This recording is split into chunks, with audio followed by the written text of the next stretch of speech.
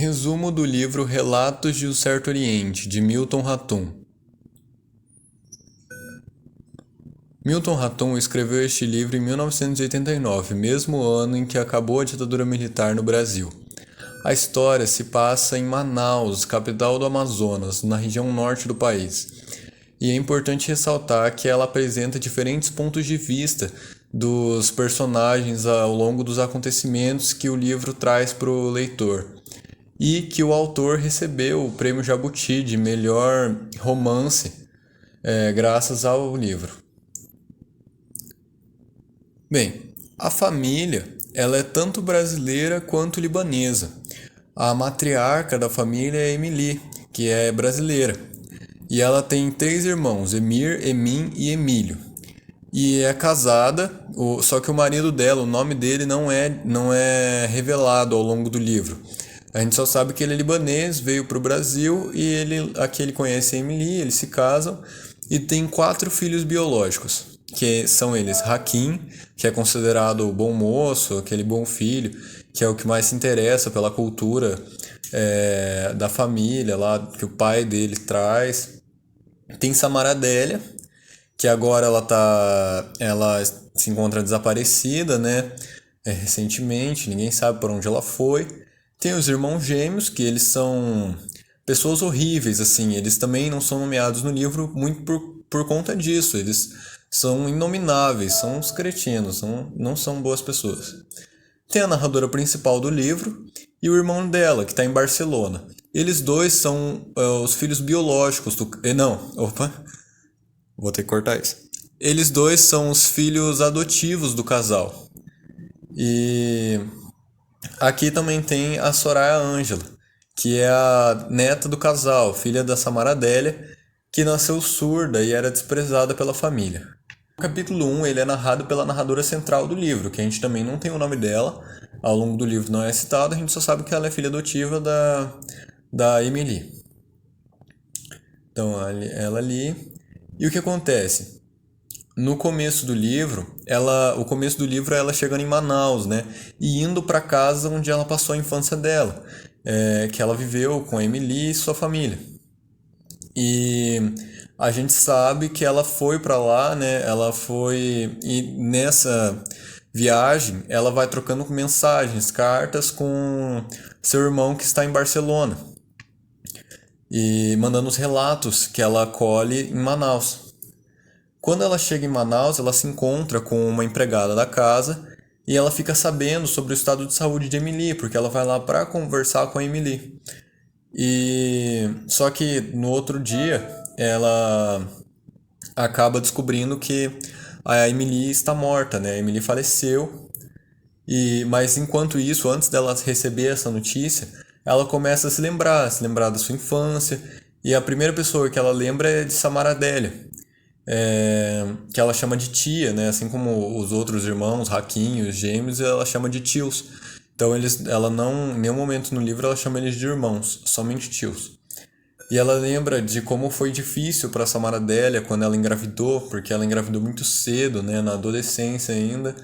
Teve a Soraya Ângela, que nasceu surda, e como era complicado a relação dela com a família, que a Soraya Ângela era desprezada, né, pelos irmãos e que sempre que os gêmeos, né, na sua maldade, falavam coisas ruins da Soraya Ângela, a mãe, a Emily, sempre passava a mão na cabeça deles e dizia que quem não os compreendia era a Samara Adélia. Aí, até que num fatídico dia, né, a Soraya Ângela acabou saindo pra rua e foi atropelada. Ela infelizmente veio a falecer.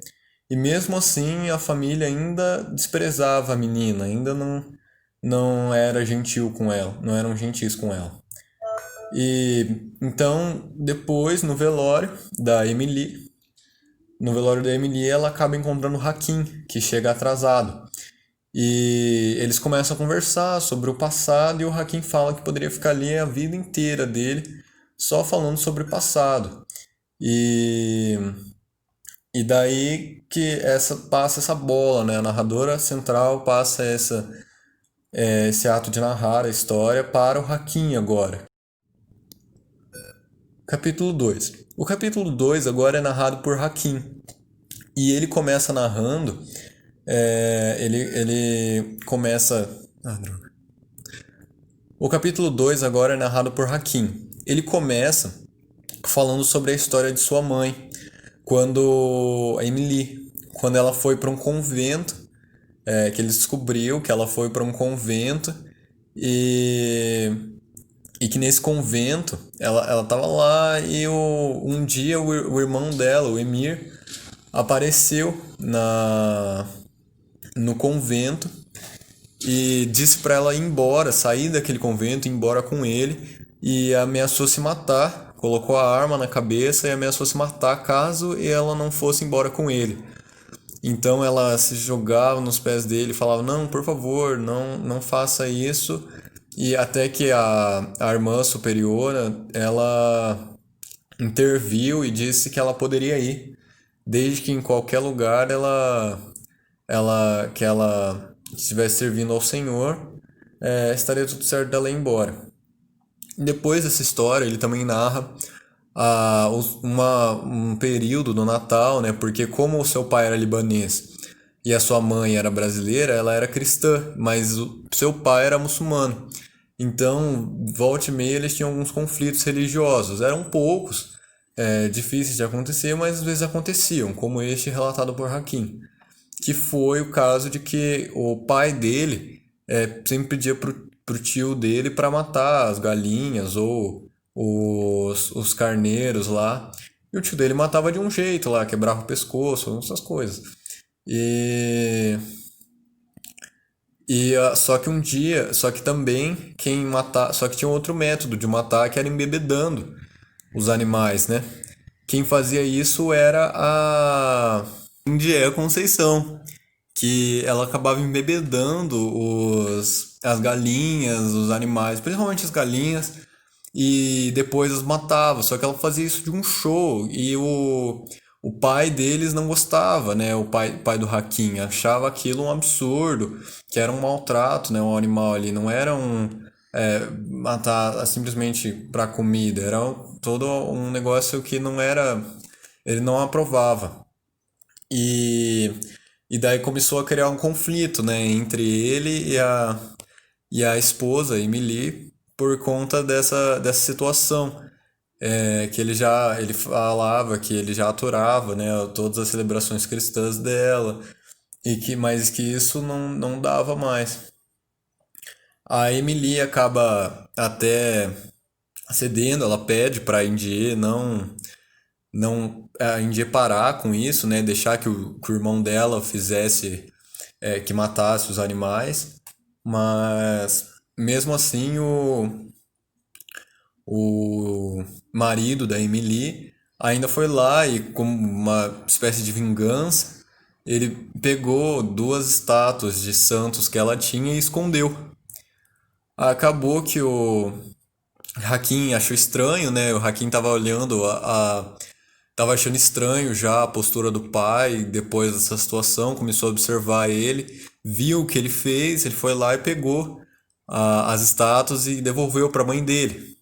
A Emily já sabia que tinha sido o marido dela, acabou escondendo o Corão como uma espécie de vingança, acabou escondendo o Corão do marido, mas que ele também veio a encontrá-lo, mas ele deixou quieto, ele preferiu não falar, fazer um alarde sobre isso e ficou por isso mesmo. Nesse capítulo também o Hakim ele cita o Dorner, que é um amigo da família e fotógrafo, e que eles estavam até arrependidos de não terem chamado ele para o Natal, porque ele parecia um tanto quanto triste. Mas esse capítulo é mais isso mesmo. Capítulo 3. O capítulo 3 é narrado pelo Dorner, que foi o personagem apresentado no último capítulo por Hakim.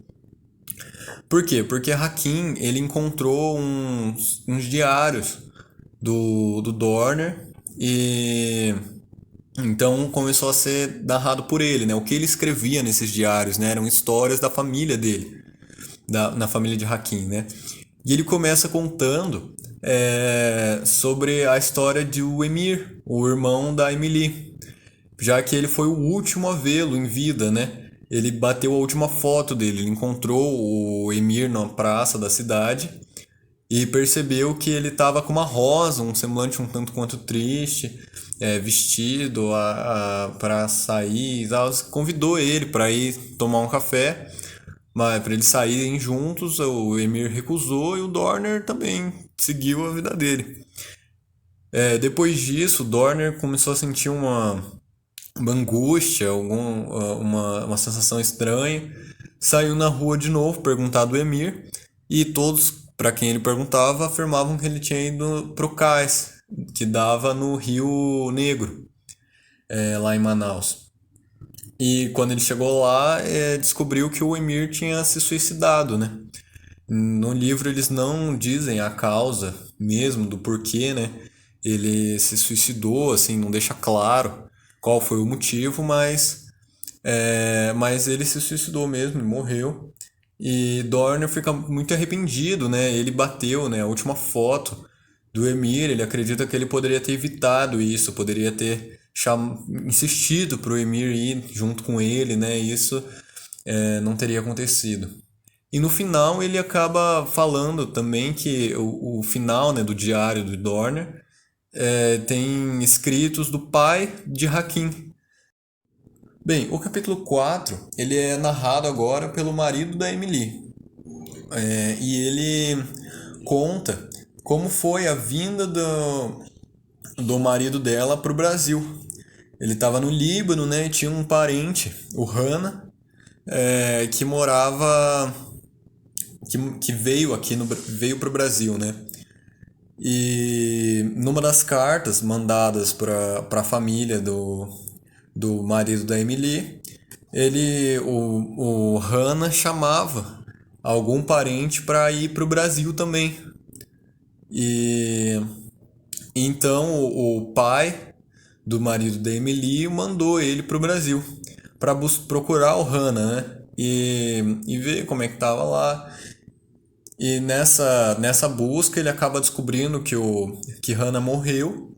Ele não nem procurou saber o porquê, mas sabia que Hana estava morto. Mas ele acabou vivendo por ali, ficou em Manaus, começou a ver por ali, viu uma loja, um comércio, ele abriu esse comércio, a loja parisiense, que é da família.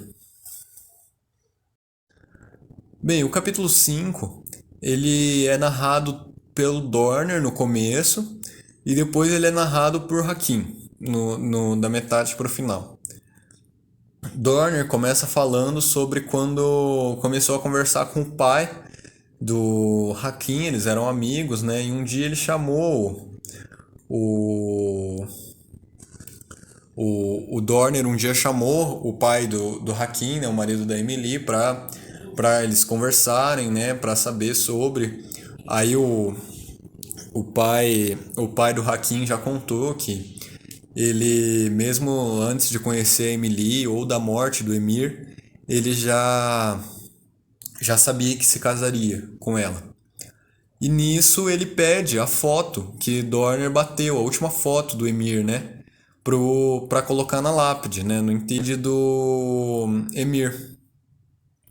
E nisso Dorner vai correndo, né, na busca por essa foto. Ele faz um monte de cópias. Ele pede para um amigo dele, fazer essas cópias porque ele troca a sua oficina por uma grande biblioteca. Mas ele acaba entregando essas fotos para Emily também, que também cobrava por elas. Aí depois a palavra é passada para o Hakim, porque o Hakim começou a vasculhar cartas da sua mãe, né? Cartas segredos que ela escondia de todos. Ele começa a ver esses segredos e numa das cartas ele percebe que havia uma tensão, assim, um pouco de conflito entre o Emir e a Emily, desde depois que eles saíram do convento juntos. E mais que mesmo assim, isso foi perdurado e tal. Mas ambos seguiram com suas vidas. E nesse capítulo, Hakim também afirma que o maior sonho de Dorner, né, era se tornar botânico. Ele preferia ser botânico, ele adorava ir na floresta, catalogar as plantas. E também fala sobre a mãe dele, a promessa que a mãe dele fez, né? De sempre no aniversário da morte de Emir, ela pede a um canoeiro que a leve no Rio Negro, onde o Emir morreu, né? Ela vai próximo ao lugar que encontraram o corpo e faz suas preces lá, né? Em luto ao irmão. E com isso ela começou a ficar bem famosa na cidade, né? As pessoas passaram a conhecê-la por causa dessa promessa que ela realiza todo ano. E então começaram a conversar com ela, começaram a pedir conselhos para ela, irem até a casa dela, né? Diversas pessoas. E porque ela também ficou amiga do o Lobato é irmão, né, da Anastácia, que é a mãe biológica, né? A Anastácia é uma empregada da casa, uma das poucas empregadas que ficaram por muito tempo trabalhando na casa. Os irmãos, né, os irmãos gêmeos deles eram muito, como eu já disse, eles são horríveis, né, são pessoas horríveis.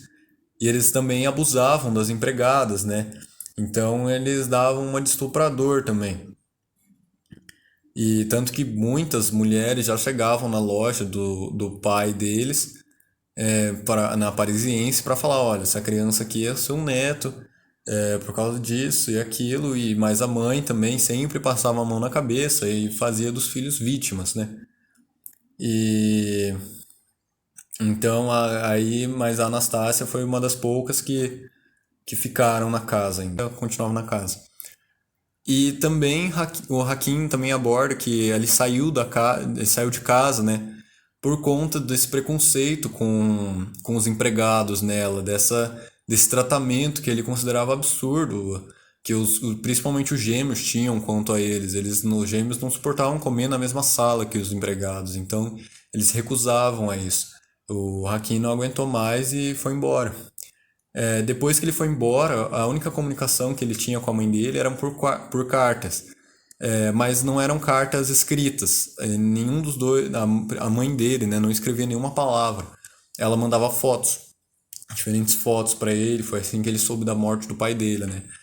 Uma foto que a mãe dele mandou com um lençol branco em cima de uma cadeira de balanço que o pai dele se sentava ao lado dela.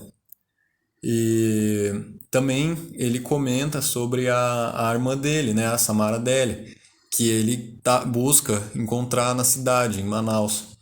E fala sobre essa dificuldade que ela teve com a Soraya Ângela, né? A Soraya Ângela, pelo desprezo que a família tinha, né? Não gostava de ver que as outras pessoas vissem a Soraya Ângela, filha da Samara Deli. Então elas ficavam trancadas num quarto por bastante tempo. E as poucas vezes que elas saíam as pessoas ficavam olhando na rua. E o único que saía com a Soraya Ângela era o próprio Hakim, que fazia questão de sair com ela, se divertia com a Soraya Ângela, né? Os dois brincavam. Ele levava os dois irmãos adotivos dele também. E mas daí ele também se recorda que das poucas saídas que a Soraya Ângela deu, na última ela veio a falecer. Capítulo 6. O capítulo 6 agora vai ser de novo narrado pela narradora central, né? E, e daí ele volta ao início, porque no livro a cronologia não segue não segue uma ordem assim de anos, primeiro ano, segundo ano, não, ela vai e volta o tempo todo, o livro inteiro é esse vai e volta. Então, o capítulo 6 é ela chegando em Manaus, ela indo até a casa da Emily, né? Por exemplo, no capítulo 1 ela já estava na casa da Emily. Então, agora ela tá indo pra lá, mas aí ela encontra o Dorner, né? Eles começam a conversar, começam a falar sobre quem morreu já, aquela nostalgia, e ela só queria se livrar dele. Ela consegue e quando ela vai chegando, né? Quando ela chega na casa da Emily, ela acaba encontrando a Indéia Conceição, a melhor amiga da Emily, com ela desesperada, né, com lágrimas, e para dar a notícia de que a Emily morreu, né? O capítulo 7 é narrado pela Indéia Conceição, a melhor amiga da Emily, quem mais esteve próxima dela no final de sua vida, né? Então, a Indéia Conceição começa narrando a partir do velório da a partir do velório da Emily, onde os gêmeos nem conversaram com ela, eles nem olharam na cara dela e eles foram super grossos com a Indéia Conceição, assim como antes de morrer a Emily, né, foi buscar auxílio dos gêmeos porque por causa do sumiço da Samara Adele. Porque a Samara Adele, ela não aguentou mais, ela ficou um tempo vivendo na Parisiense, mas porque era a loja e a casa da família, mas ela não aguentou, ela foi embora. E quando a Emily soube que ela foi embora, ela pensou que as únicas pessoas que poderiam trazê-la de volta seriam os gêmeos, porque eles foram os maiores responsáveis pela saída dela, né, por esse distanciamento, né, principalmente depois da morte da Soraya Angela. Mas quando ela vai falar com os gêmeos são grossos com ela, eles falam que ela deveria saber mais sobre o ódio do que qualquer um, porque ela pariu uma moça da vida. Então, magoa a Emily, só que a Emily fica sem resposta, porque ela sempre passou a mão na cabeça dos gêmeos, então nesse momento ela só fica calada. Né, o capítulo 8 é narrado pela narradora central, de novo, em que ela começa a escrever pro irmão dela, né, o irmão que está em Barcelona. Ela fala que foi ele quem pediu, né, que ela relatasse tudo isso, graças às cartas que ele sempre escreveu para ela, mas ela dificilmente respondia, porque ela estava na clínica, né? Então era difícil para ela responder. E, e ela fala que decidiu fazer isso, em responder todas essas cartas que do passado através de um grande relato da família deles.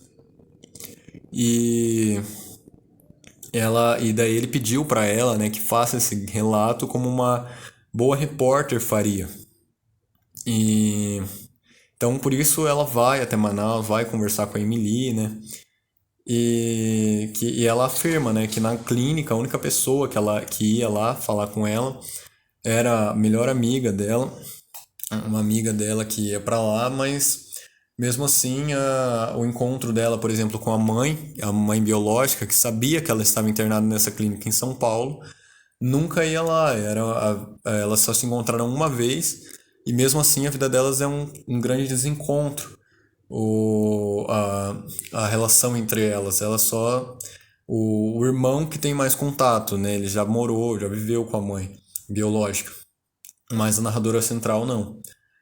E ela fala que nessa escrita desses relatos ela tem tanta coisa, tanto material que ela não sabe como classificá-lo, que tipo de texto é, e nem como ela vai ordenar todos esses fatos, porque ela começa a escrever, mas quando ela vai ler de novo para ver se está tudo certo, ela vê que falta uma lacuna, tem um vazio que precisa ser preenchido, falta algo ainda. Então fica essa desordem nesse texto e, e ela tenta ver como finalizá-lo de algum modo.